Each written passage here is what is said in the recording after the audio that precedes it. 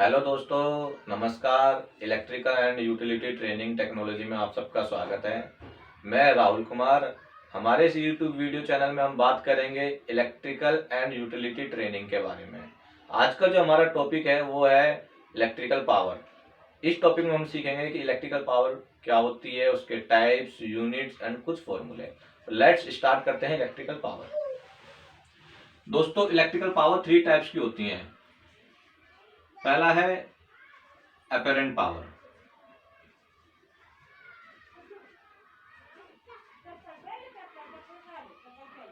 दोस्तों, apparent power को हम एस से डिनोट करते हैं।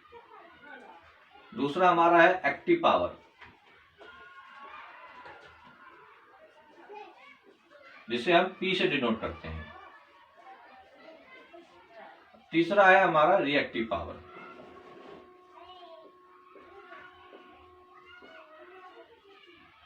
जिसको हम क्यू से डिनोट करते हैं। दोस्तों, ये हो गई हमारी तीनों पावर।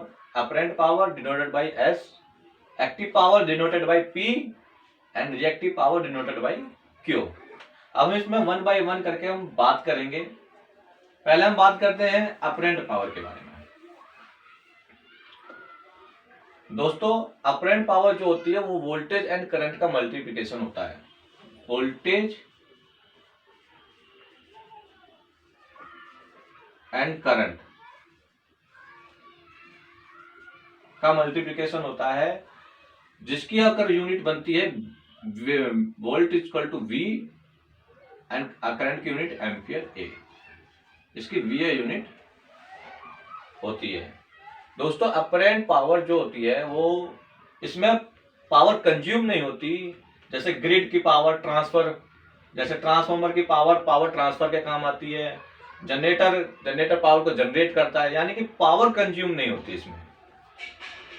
वो पावर हमारी अपरेंट पावर कहलाती है। अगर हम बात करेंगे इसके इक्विपमेंट के बारे में जिनकी रेटिंग वीए में होती है, जैसे like transformer, DG set, stabiliser, UPS etcetera.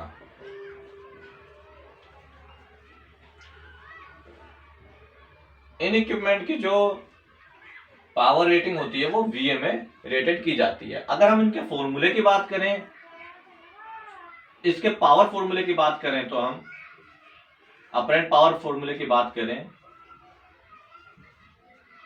Single phase power equal to V into I. दोस्तों, V equal to voltage, I equal to current. V for V means voltage, I means current. और 3 phase power की बात करें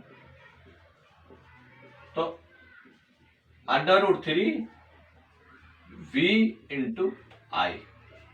ये हमारा apparent power का formula होता है। अगर हम एक एग्जांपल लें जिसमें हम पावर की कैपेसिटी निकालेंगे ट्रांसफार्मर की। दोस्तों, इस पावर फॉर्मूले से आप DG set, transformer, stabiliser, UPS, इनके पावर की रेटिंग निकाल सकते हैं, करंट निकाल सकते हैं। और हम एक एग्जांपल ले लेते हैं ट्रांसफार्मर का। सपोज एक ट्रांसफार्मर है, जिसकी ट्रांसफार्मर सिंगल फेज है, सिंगल फेज ट्रांसफार्मर है, एंड अप्लाई वोल्टेज जो है 230 voltage AC. Apply voltage 230 voltage AC, और जो उसका करंट है 5 एम्पियर है। तो हम उसके ट्रांसफार्मर की पावर की कैपेसिटी हमें फाइंड आउट करनी है। पावर कैपेसिटी हमें नहीं पता, तो हमें जो फॉर्मूला लगाना पड़ेगा, हम फॉर्मूला यूज करेंगे पावर इक्वल टू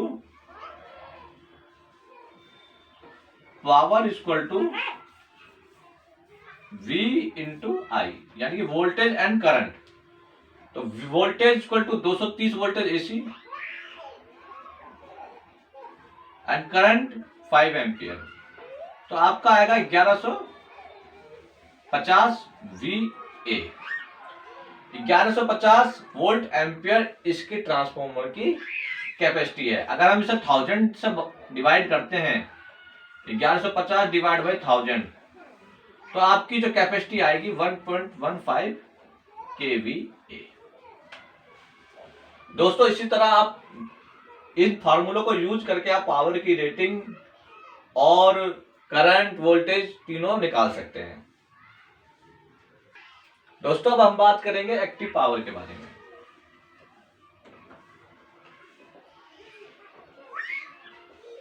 दोस्तों एक चीज मैं बता दूं, एक्टिव पावर, रियल पावर और ट्रू पावर, ये तीनों एक ही पावर के नाम है। आप इसमें कंफ्यूज ना हो, इसको हम P से डिनोट करते हैं। और ये वो पावर होती है जो हमारे लोड कनेक्टेड की पावर है। जैसे कि कंज्यूमेबल आइटम्स हमारे होते हैं, उनकी जो पावर होती है वो एक्टिव पावर होती है। जैसे कि पहले यूनिट की बात करें तो यूनिट, इसकी जो यूनिट होगी वो होगी वाट। और अगर हम इनके इक्विपमेंट की बात करें, example heater, motor, bulb, lights, cooler, refrigerator,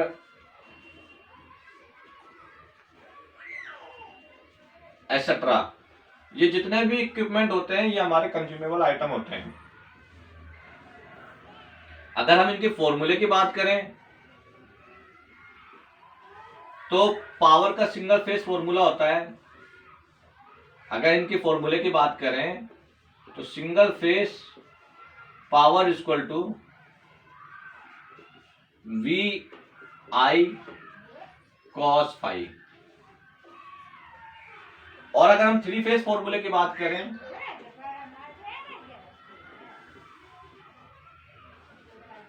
√3 VI cos phi. दोस्तों √3 VI cos फाई, यहां V means voltage, I means current, cos phi means PF। V equal to voltage, I equal to current and cos phi equal to PF। अगर आपको cos phi नहीं find out है तो आप cos phi equal to P upon में S। यहां अगर P की बात करेंगे तो ये एक्टिव पावर,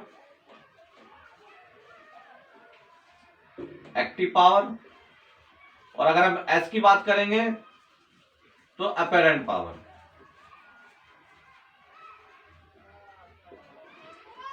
इसका रेशो होता है, cos फाई जो होता है हमारा active power and apparent power का रेशो होता है। दोस्तों मैं इसे मिटा देता हूं, रफ कर देता हूं। जैसा हम एक एग्जांपल ले लेते हैं, अब हम एक एग्जांपल लेते हैं। जैसे हमारे पास एक मोटर है, सिंगल फेज मोटर है, 230 वोल्टेज AC उसकी वोल्टेज सप्लाई है, और उसका जो करंट है वो है 5 एम्पियर, 5 एम्पियर करंट।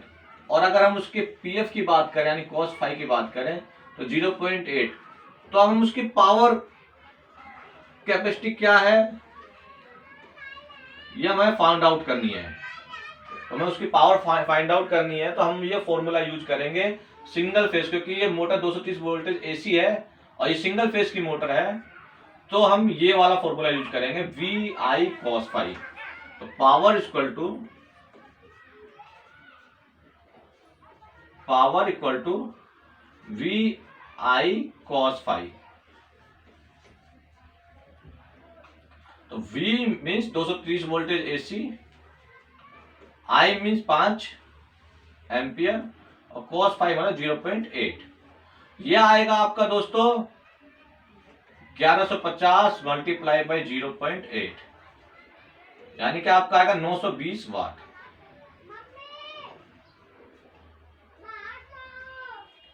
दोस्तों ये आपके मोटर की पावर कैपेसिटी हो गई।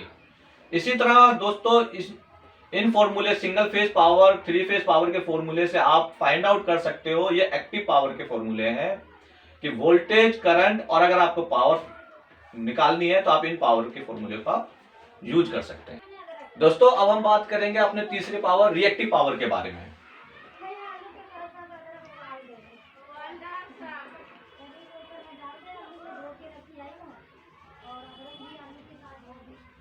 दोस्तों रिएक्टिव पावर जो हमारी होती है, जैसे हमारी ट्रांसमिशन में होने वाले इलेक्ट्रिकल एंड मैग्नेटिक फील्ड की वजह से जो हमारे लॉसेस होते हैं, उन लॉसेस को कम करने के लिए हम जैसे कैपेसिटर एंड रिएक्टर्स लगाते हैं, उनमें जो पावर यूज की जाती है उनको रिएक्टिव पावर कहते हैं।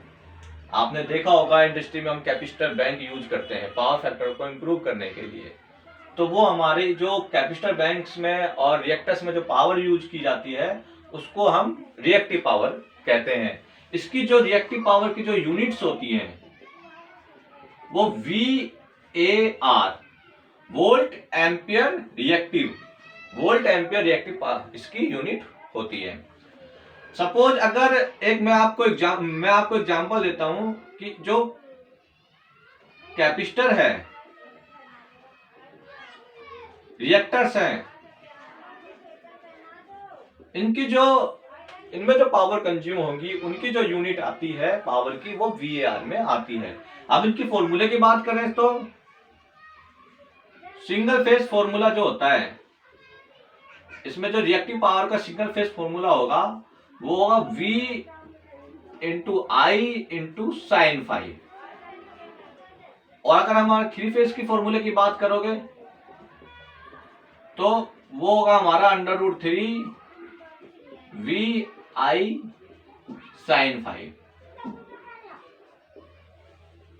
दोस्तों √3 VI साइन फाई, यानी V for voltage, I for current, और साइन फाई जो हमारा आएगा वो हमारा कॉस से आप निकाल सकते हो। जैसे कि आप देखो साइन फाई, अगर आपको कॉस फाई का पता है, suppose cos phi equal to 0.8, तो कॉस फाई आपका साइन फाई जो आएगा वो इक्वल टू होगा।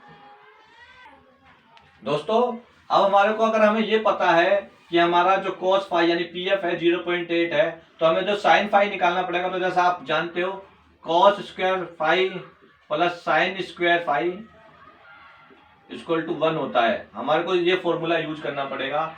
इसके लिए हमें कॉस स्क्वायर यानी कि कॉस स्क्वायर फाई अगर हमें निकालना है, तो जैसे हमारा 0.8 है तो हमारा उसका स्क्वायर हो गया तो 0.64, यानी कि हमारा फिर अब ये वाला फॉर्मूला आ जाएगा कॉस स्क्वायर का मतलब 0.64 plus sine square phi equal to 1। तो ये 0.64 उधर चला जाएगा तो sine square phi equal to 1 minus 0.64। आपका जो रिजल्ट आएगा वो आएगा 0.36।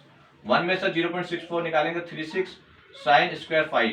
तो अब साइन फाई की बात करेंगे तो 0.36 अंडर रूट, क्योंकि ये स्क्वायर इधर चला जाएगा और साइन फाई की वैल्यू आएगी 0.6। दोस्तों ये तो आ गया आपका साइन फाई। इसी तरह आपको कोस फाई का अगर पता हो तो आप साइन फाई फाइंड आउट कर सकते हैं। अब हम इस पे बात करते हैं, अगर आपको पता हो अपरेंट पावर। अपरेंट पावर आपके पास अगर 100 kVA है और reactive power, apparent power means ये आपकी आ जाती है S, और एक्टिव पावर आपके पास 90 किलोवाट है P। तो आपको रिएक्टिव पावर की अगर आपको रिएक्टिव पावर फाइंड आउट करनी है तो यहां फॉर्मूला बनता है Q equal to under root S का स्क्वायर माइनस P का square. S for apparent power, P for active power. अब हम बात करेंगे Q इक्वल टू, अब S आपको दिया गया है, S मीन्स 100 kVA, तो 100 का स्क्वायर माइनस P 90 किलोवाट, तो 90 का स्क्वायर।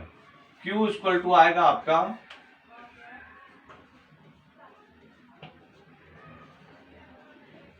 8100, तो आपका आएगा ये अंडर रूट 1900। अगर आप अंडर रूट 1900 की बात करेंगे तो Q इक्वल टू आपका आएगा 43.58 kVAR। ये तो हो गया दोस्तों, अगर आपको अपरेंट पावर पता हो, एक्टिव पावर पता हो, तो आप इस फॉर्मूले को लगा के आप kVAR निकाल सकते हो। नहीं तो आप इन फॉर्मूले से भी आप single phase VI into sine phi and three phase under root 3 VI sine phi से भी आप फॉर्मूले से आप पावर का रिएक्टिव पावर आप निकाल सकते हो। याद रखना, रिएक्टिव पावर कैपेसिटर में यूज की जाती है। दोस्तों, अगर आपको हमारी वीडियो अच्छी लगे तो लाइक करें, शेयर एंड सब्सक्राइब करना ना भूलें, और नई नई वीडियो अपडेट्स के लिए बेल आइकन का बटन दबाएं। और अगर आपकी कोई क्वेरी हो तो कमेंट्स बॉक्स में कमेंट जरूर करें। धन्यवाद।